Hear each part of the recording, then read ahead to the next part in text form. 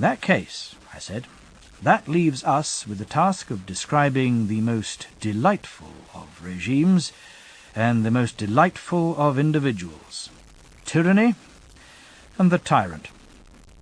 It certainly does, he said. Does tyranny arise out of democracy in much the same way as democracy arises out of oligarchy? How do you mean? The thing they held up as an ideal, I said, the thing which formed the basis of oligarchy, was wealth, wasn't it? Yes. It was the insatiable longing for wealth and the neglect of everything else in the pursuit of profit which destroyed oligarchy. True, he said. And is it the insatiable longing for what it defines as good which destroys democracy too in its turn? What is it, you say, it defines as good? Freedom, I said. This is the thing, I imagine, which in a democratic state you will hear described as its finest attribute, and what makes it, for any free spirit, the only place worth living in. Yes, that is certainly something you often hear said. Well then, as I was saying just now, is it the insatiable longing for this good, and the neglect of everything else, which brings about a change in this regime too, and creates the need for tyranny? How does that happen? He asked. I imagine it's when a democracy, in its thirst for the wine of freedom, finds the wine being poured by unscrupulous cupbearers, and when it drinks more deeply than it should of pure, unmixed freedom. Then, if its magistrates are not totally easy-going and do not offer it that freedom in large quantities, it accuses them of being filthy oligarchs and punishes them. Yes, he said, that is what they do.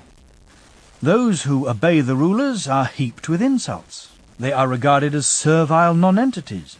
Praise and respect, whether in private or public life, go to rulers for behaving like those they rule, and to those they rule for behaving like rulers. Isn't the desire for freedom in a city of this type bound to run to extremes? Of course it is. And isn't the anarchy bound to make its way, my friend, into private households? Can we give an example of that? A father, for example, gets used to being like a child and being afraid of his sons. A son gets used to being like his father. He feels no respect or fear for his parents.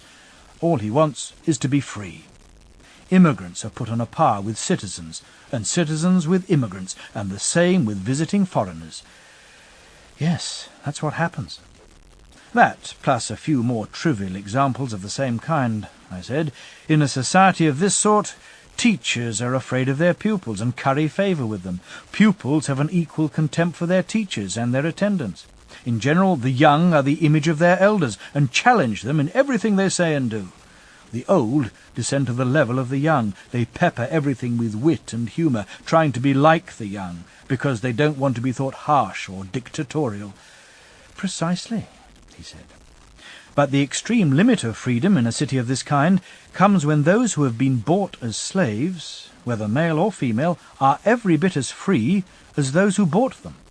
As for the relationship of women to men and men to women, I all but forgot to mention the extent of the legal equality and liberty between them.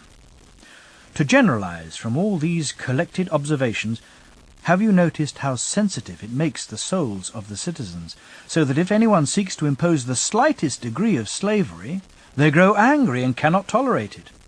In the end, as I imagine you are aware, they take no notice even of the laws, written or unwritten, in their determination that no one shall be master over them in any way at all. Yes, I'm well aware of that, he said. This is the form of government, my friend, so attractive and so headstrong, from which I believe tyranny is born. Certainly headstrong, he said, but what is the next step? We mentioned the class of idle and extravagant men, the most courageous element leading, the least courageous element following. We compared them to drones, the leaders to drones with stings, the followers to drones without stings. Rightly so. Very well. Let's make a theoretical division of the democratic city into 3 parts. After all, this is how it is in fact composed. This class of drones, I imagine, is one part. and because of the absence of restrictions, it grows at least as freely in a democracy as in an oligarchy. That is so. But it is much fiercer in a democracy than in an oligarchy. In what way? In an oligarchy, it is treated as of no value and excluded from power, so it gets no exercise and does not develop its strength. In a democracy, by contrast, barring a few individuals, it is the dominant influence in the state. The fiercest element in this class does the talking and acting. The remainder sit around the rostrum, buzzing and refusing to allow the expression of any other view. The result is that in a regime of this kind, everything, with very few exceptions, is run by the class of drones. Exactly, he said. Then there's a second class, which always separates itself off from the majority. What class is that? When everyone is engaged in making money, presumably it is those with the most disciplined temperament who generally become the richest. Very likely. They provide a plentiful supply of honey for the drones, I imagine, and an easy source from which to extract it. Yes, he said, after all, they can't extract much from those who haven't got much. They're called the rich, these people we're talking about, the drones' feeding ground. That's about it, he said. The general populace would be the third class, manual labourers with little interest in politics and very little property of their own. This is the most numerous and powerful class in a democracy, but only when it is assembled together. It is indeed, he said, but if it isn't getting some share of the honey, it is reluctant to assemble very often. That's why it always does get a share of it, if its leaders have anything to do with it. They take it away from those who possess property and distribute it among the people, keeping only the lion's share for themselves. Yes, the people do get a limited share of that sort, he said.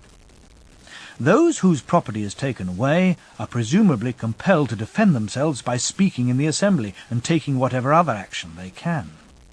Of course, even if they have no desire at all for revolution, they are accused by the others of plotting against the people and being oligarchs. Naturally. In the end, when they see the people attempting to injure them, not maliciously, but out of ignorance, misled by their opponents, at that point, whether they like it or not, the rich really do become oligarchs, though not from choice. This, too, is an evil implanted in them by the stings of the drone we were talking about. It is indeed. Then you get impeachments, litigation, and lawsuits between the two classes. You certainly do. And isn't there a universal tendency for the people to set up one single individual who is their own particular champion? Don't they feed him up and make him mighty? They do. So, when we look at the growth of a tyrant, I said, one thing at least is clear. This position of champion is the sole root from which the tyrant springs. Yes, that's absolutely clear.